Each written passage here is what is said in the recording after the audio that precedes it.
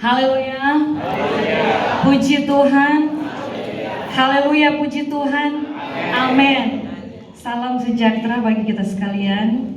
Selamat pagi dan selamat kita akan sama-sama mengikuti perenungan firman Tuhan. Saya tentu mengucap syukur kepada Tuhan Yesus untuk kesempatan ini karena Tuhan yang mengadakannya, dan berterima kasih kepada Opa dan Oma gembala setempat yang sudah mengundang kami untuk melayani. Bapak Ibu Saudara di dalam Tuhan Yesus Kristus, seperti kata suami saya tadi bahwa kami bukan dari latar belakang sekolah Alkitab, tetapi hanya oleh kasih karunia Tuhan, hanya oleh anugerah Tuhan kami diberikan kesempatan untuk melayani Dia. Dan Bapak Ibu Saudara di dalam Tuhan Yesus Kristus, ini adalah pelayanan gereja atau khotbah di gereja ke-148 dengan 15 denominasi gereja. Jadi kami memang tidak dari GPDI saja, walaupun saya dari keluarga besar GPDI. Dan kami terpanggil untuk oikumene, karena kalau kita berdoa kepada Tuhan, Tuhan menjawab. Kalau Tuhan yang berdoa, kita yang menjawab. Artinya Tuhan minta supaya kita jadi satu. Haleluya, puji Tuhan. Nah, saudara di dalam Tuhan Yesus Kristus, minggu ini saya mempersiapkan sebenarnya hanya dua khotbah saja, tetapi kemarin ada undangan dari Dorea Ministry, sehingga tadi malam saya melayani. Satu bulan ini saudara, ini semua akhirnya menjadi jadwal saya. Sebenarnya saya dan suami itu bergantian. Minggu pertama suami untuk undangan kunjungan kedua, dan saya meneruskan undangan-undangan yang masuk. Jadi kami catat dulu undangannya, kemudian kami urutkan. Nah, suami tidak ada kesempatan karena mempersiapkan penyajian untuk acara kongres. Jadi suami bilang saya yang isi penuh di bulan ini. Nah, tentu saudara, dengan keterbatasan waktu dan keadaan, saya bertanggung jawab mempersiapkan pelayanan ini. Dengan menyadari keterbatasan ini saudara, tadi malam saya bilang sama Tuhan, Tuhan masih 2 lagi yang harus jadi memang untuk Dora Ministry mendadak sekali Bapak Ibu. Jumat disampaikan, saya bilang malam saya akan kasih tahu kalau misalnya bisa, tetapi Tuhan bicara kepada saya, kesempatan itu tidak pernah terulang Bapak Ibu. Itu yang menjadi prinsip kami suami istri untuk melayani Tuhan. Kesempatan itu tidak akan berulang. Kesempatan melayani dan kesempatan berbagi. Mungkin saat ini kita bertemu, besok sudah tidak dipastikan lagi. Demikian juga kesempatan yang Tuhan berikan bagi saya dan saudara. Untuk itu tadi malam setelah pelayanan saya ini ya sebentar ya Bapak Ibu, ceritakan sedikit. Kami bertemu dengan keluarga kami yang masih di seberang ya saudara. Kami makan bersama, dan tentu percakapannya itu begitu intens karena sudah lama tidak bertemu, memakan waktu. Kami kembali ke hotel, saya mempersiapkan pelayanan. Saya bilang sama Tuhan, Tuhan belum selesai Tuhan, tapi saya capek sekali saudara karena tidak istirahat kemarin. Dan akhirnya kita berdoa, kita tidur. Saya tidak setel alarm saudara. Saya bilang, Tuhan, orang Manado bilang mana Manado. Tapi Tuhan tahu saya harus mempersiapkan ini. Jadi kurang 10 menit jam 3 saya tiba-tiba terbangun tanpa ada sesuatu yang membangunkan ya saudara. Tetapi saya percaya ini Roh Kudus yang membangunkan saya, dan menjelang jam 5 saya selesaikan, dan kiranya firman Tuhan yang akan saya bagikan kesempatan ini boleh menjadi berkat bagi kita semua. Dan bantu saya dalam doa. Kita satu roh di dalam Tuhan, puji Tuhan. Tidak sengaja saya mempersiapkan pelayanan ini yang saya beri judul Upah Nabi. Di sini banyak hamba Tuhan yang ternyata terkumpul untuk kepentingan menyekolahkan anak, atau mungkin saudara membawa untuk masuk ke sekolah Alkitab. Itu bahagian dari Nabi, ya saudara. Nah, kita akan melihat dalam Matius 10 ayat 41 bagian A saja, dalam terjemahan baru.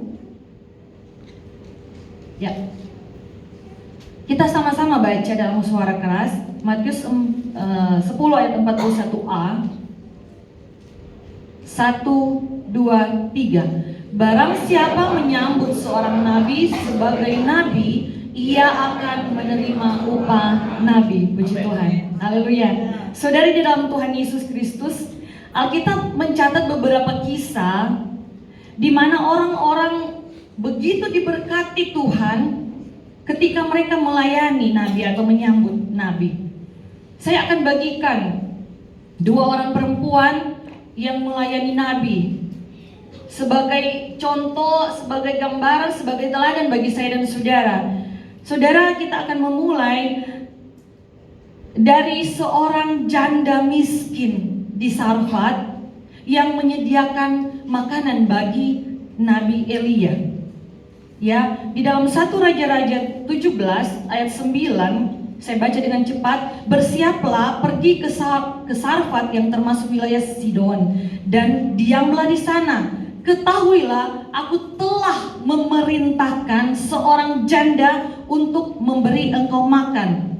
Telah memerintahkan ini berarti ada pengertian bahwa diingatkan kembali kepada saya dan saudara bahwa ada tugas, ya, yang Tuhan percayakan bagi kita sebagai jemaat, sebagai anak Tuhan.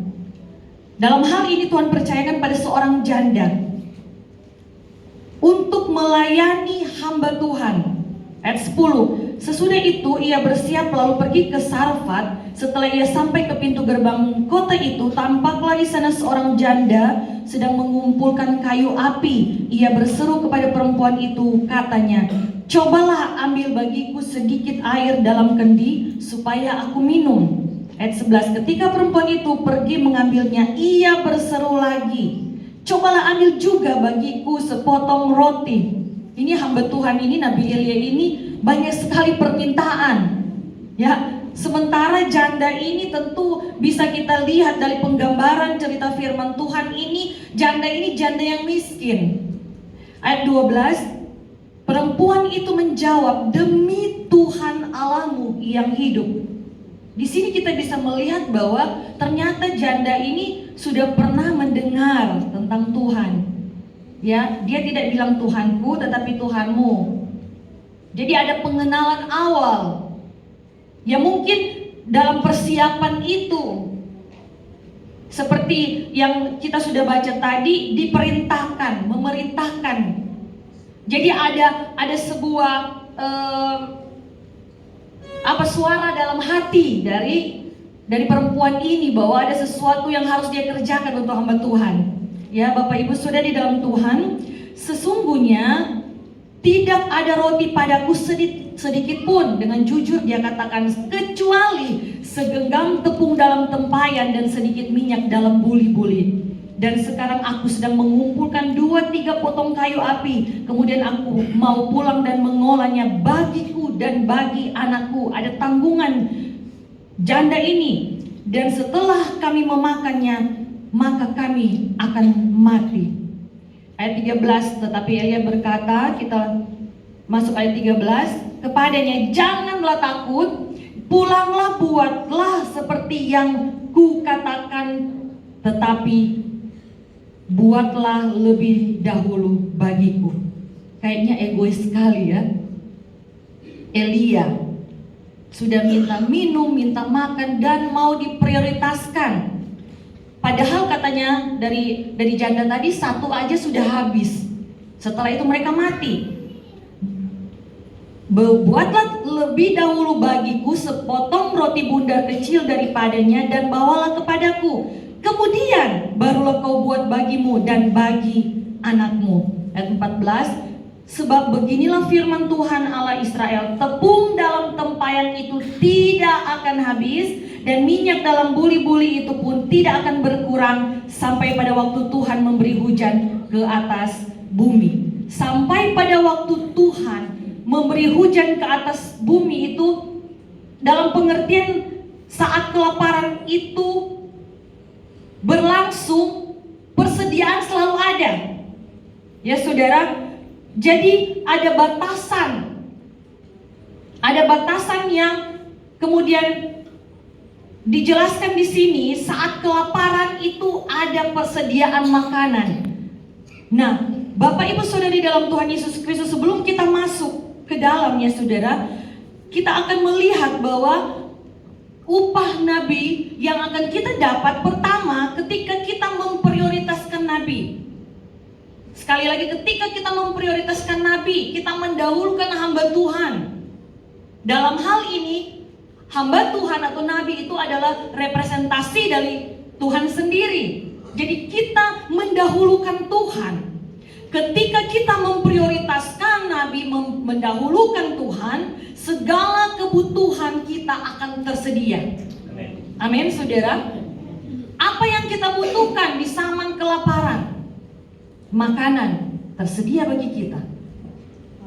1 Raja-Raja 17 ayat 15 kita lanjutkan saudara. Lalu pergilah perempuan itu dan berbuat seperti yang dikatakan Elia. Maka perempuan itu dan dia serta anak perempuan itu mendapat makanan beberapa waktu lamanya. Pas butuh, pas ada. Amin saudara. Haleluya. Ayat 16. Tepung dalam tempayan itu tidak habis dan minyak dalam buli-buli itu tidak berkurang, seperti firman Tuhan yang diucapkannya dengan perantaraan Elia. Nah, ini sudah selesai. Seakan-akan keadaan atau masalah itu sudah ada solusinya. Ketika kita memprioritaskan hamba Tuhan, upah nabi yang kita boleh nikmati adalah persediaan, atau kita akan dicukupkan ketika kita membutuhkan sesuatu. Nah, yang kedua, saya akan membawa kita begini saudara. Kadangkala masalah itu timbul saat kita melayani Tuhan. Ada masalah saudara. Bukan tanpa masalah ternyata kita melayani hamba Tuhan. Nah, dari semuanya itu saudari di dalam Tuhan Yesus Kristus, kita akan dapati bahwa ketika masalah itu timbul saat kita melayani nabi, melayani hamba Tuhan, melayani Tuhan dalam hal ini, Tuhan bertanggung jawab atas masalah yang ditimbulkan karenanya. Haleluya saudara. Tuhan bertanggung jawab. Kita lihat buktinya di dalam 1 Raja-Raja 17 ayat 17. Sesudah itu masalah selesai. Yang pertama, masalah makanan. Ya, anak dari perempuan pemilik rumah itu jatuh sakit, dan sakitnya itu sangat keras sampai tidak ada nafasnya lagi. Ayat 18, kata perempuan itu kepada Elia, apakah maksudmu datang kemari ya abdi Allah? Singgahkah engkau kepadaku untuk mengingatkan kesalahanku dan untuk menyebabkan anakku mati? Ya saudara, kadangkala kita sudah melakukan apa yang Tuhan perintahkan, tetapi kenyataannya saudara, ada lagi masalah yang ditimbulkan. Ya, seperti halnya perempuan ini saudara.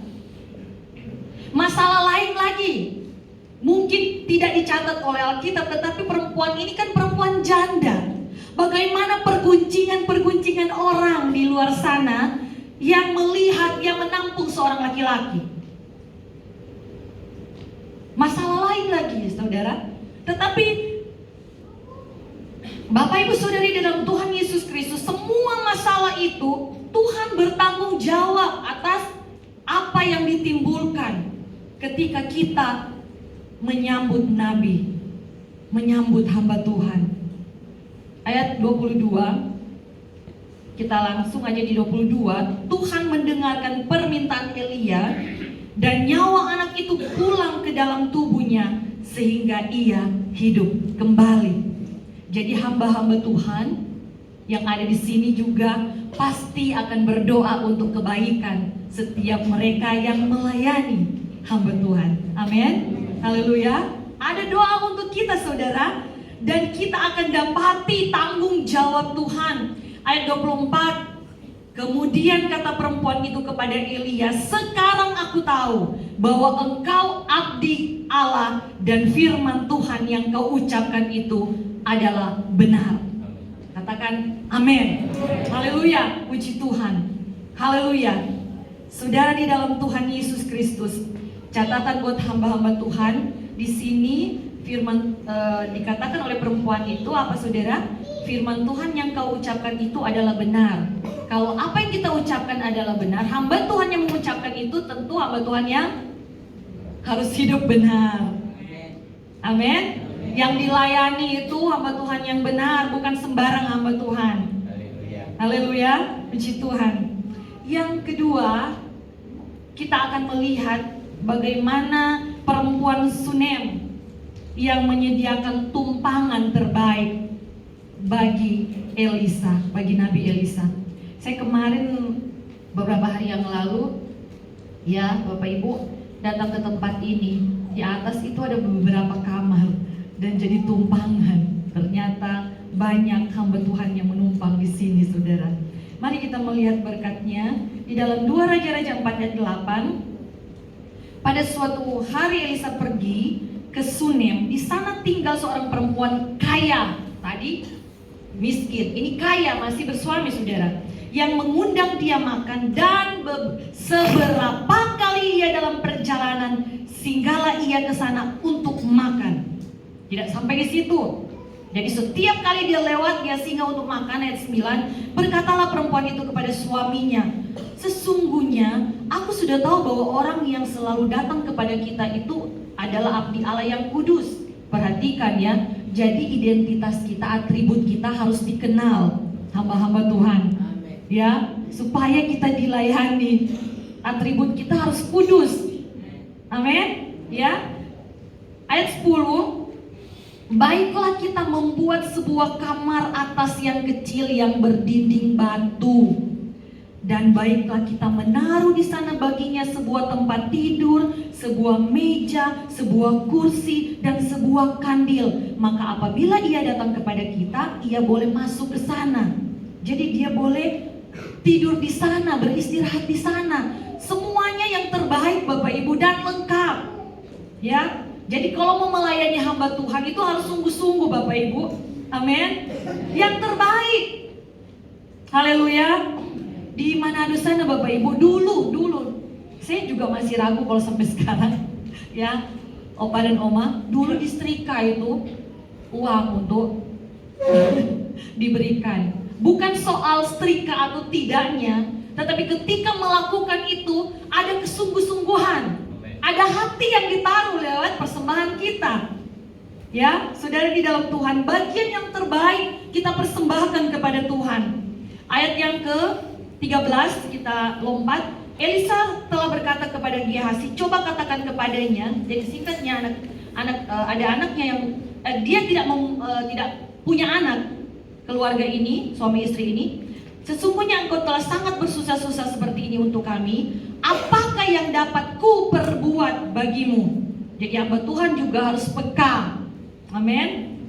Adakah yang dapat kubicarakan tentang engkau kepada raja atau kepada kepala tentara? Jawab perempuan itu, aku tinggal di tengah-tengah kaumku. Ayat 14. Kemudian berkatalah Elisa, apakah yang dapat ku perbuat baginya? Jawab Gehazi, ia tidak mempunyai anak dan suaminya sudah tua. Ayat 16. Berkatalah Elisa, Kita lompat-lompat saja Bapak Ibu. Pada waktu seperti ini juga tahun depan engkau ini akan menggendong seorang anak laki-laki. Tetapi jawab perempuan itu, janganlah tuanku, ya Allah, ya abdi Allah, janganlah berdusta kepada hambamu ini. Singkat cerita Bapak Ibu, akhirnya tergenapi. Tahun kemudian dia punya anak. Nah, menjadi masalah, anaknya ini mati dan perempuan ini meletakkan di tempat tidur abdi Allah pada ayat 21 kalau kita baca, ya. Bapak Ibu Saudara di dalam Tuhan Yesus Kristus.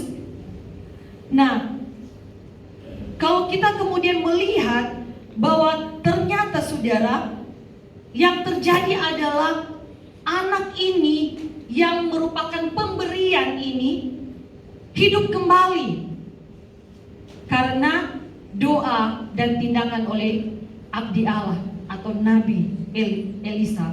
Saudara di dalam Tuhan Yesus Kristus, apa yang kita akan pelajari di sini, Saudara? Memberi, ini adalah bagian yang ketiga. Memberi yang terbaik, Tuhan akan bertanggung jawab kepada berkat yang diberikannya. Anak ini berkat pemberian. Anak ini dalam masalah, anak ini mati.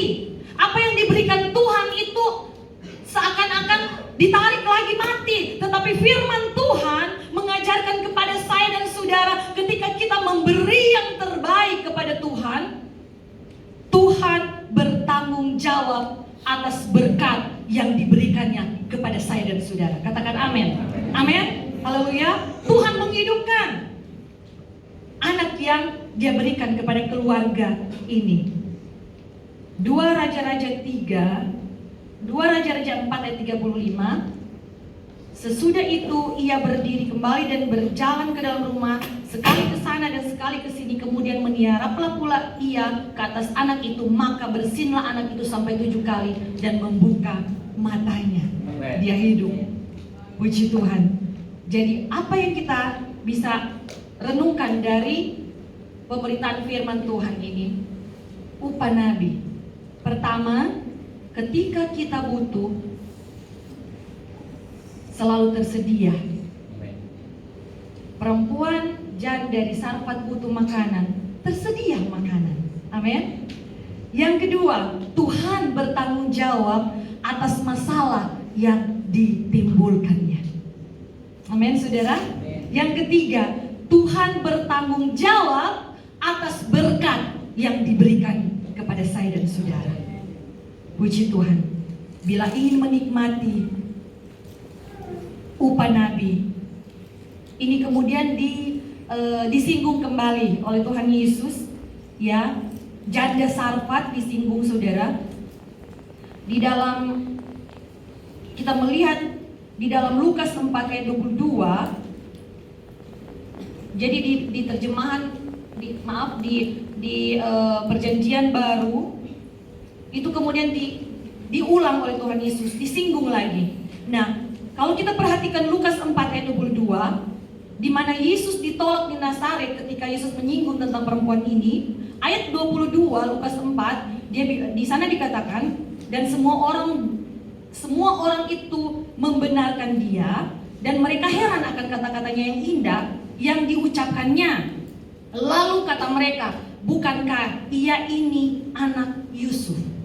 Jadi apa yang harus kita perhatikan Bapak Ibu, bila ingin menikmati upah nabi, jangan melihat keturunan. Amin, saudara.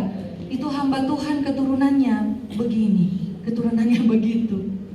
Kalau dia sudah jadi hamba Tuhan, saudara, kita harus hormati dan layani. Amin, saudara. Jangan lihat keturunan. Yang kedua, jangan lihat latar belakang. Dalam konteks yang sama, Markus menulis dalam Markus 6 ayat 3, mereka bukan hanya bilang ia ini anak tukang kayu. Ya, Bapak Ibu, dia bukan hanya bilang bahwa dia anak Yusuf, tetapi bukankah ia ini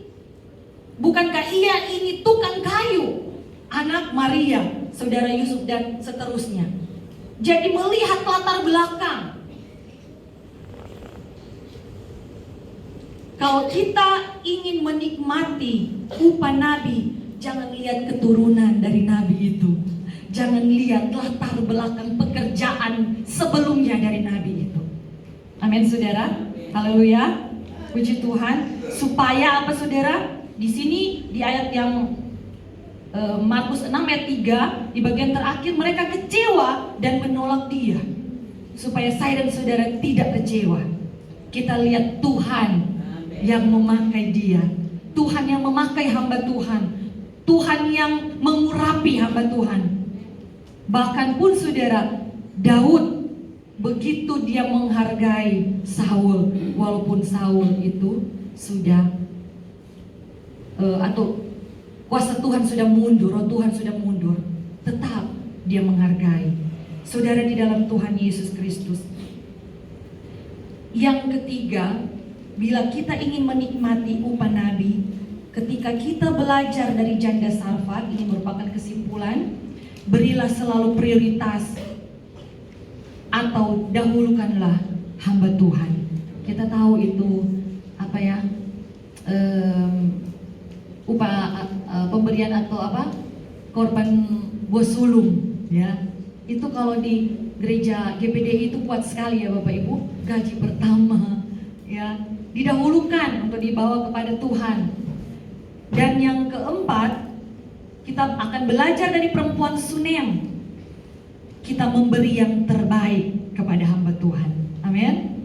Haleluya. Kalau kita ingin menikmati berkat nabi, hal-hal itu yang harus kita perhatikan. Jangan lihat keturunan, jangan lihat latar belakang. Kita belajar dari janda Sarfat, beri prioritas yang terdahulu kepada hamba Tuhan, kepada Tuhan, dan memberi yang terbaik kepada mereka. Maka Matius 10 ayat 41a tadi kita sudah sama-sama baca, barang siapa menyambut seorang nabi sebagai nabi, bukan sebagai tukang kayu. Amin. Haleluya saudara. Ia akan menerima upah nabi. Puji Tuhan. Jadi kalau kita menerima upah nabi, saya simpulkan lagi saudara, ketika kita butuh akan selalu ada. Tuhan bertanggung jawab atas masalah yang ditimbulkan, Tuhan bertanggung jawab atas berkat yang diberikan dalam kehidupan kita. Saya akhiri dengan kesaksian Bapak Ibu. Setiap bulan kami punya budget untuk melayani. Saya dan suami sepakat bahwa berkat yang ada pada kami itu ada bahagian atau ada hak juga orang lain, terutama hamba-hamba Tuhan dan selebihnya janda dan orang-orang yang membutuhkan. Ada hak mereka, kami hanya pengelola. Dan sebagaimana yang kami lakukan, mungkin ada gembala-gembala di sini, kami pernah menitipkan berkat untuk hamba Tuhan yang di Indonesia beberapa tahun yang lalu, sekitar pandemi waktu itu saudara. Dan Tuhan selalu memberkati kami, tidak pernah kekurangan. Saya bilang sama suami begini, kita ini orang pas-pasan. Artinya apa? Pas butuh, pas ada. Haleluya, puji Tuhan. Kadang tidak pernah terpikirkan Bapak Ibu, tiba-tiba, oh jadi lagi ya kita liburan, oh jadi lagi ya kita berangkat. Itu yang kami alami, menjadi kesaksian. Kami banyak kali Bapak Ibu traktir hamba Tuhan, kasih makan. Selama kami di sini, kecuali makan bersama keluarga besar yang non-Kristen yang saya bilang tadi Bapak Ibu, kami selalu ditraktir berganti-gantian. Bahkan yang traktir hamba-hamba Tuhan, heran juga saudara. Luar biasa, itu sukacita tersendiri bagi kami, mendapat bahagian upah nabi.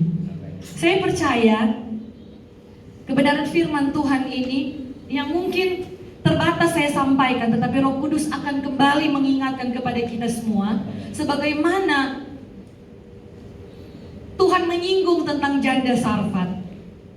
Itu adalah bahagian untuk kita mengingat, ya, ada peristiwa-peristiwa penting dalam firman Tuhan, dalam Alkitab, yang mengajarkan kita, yang memberikan teladan kepada kita bahwa firman Tuhan itu ya dan amin. Dan apa yang Dia janjikan akan tergenapi bagi kita semua. Tuhan Yesus memberkati. Saya kembalikan kepada penanggung jawab.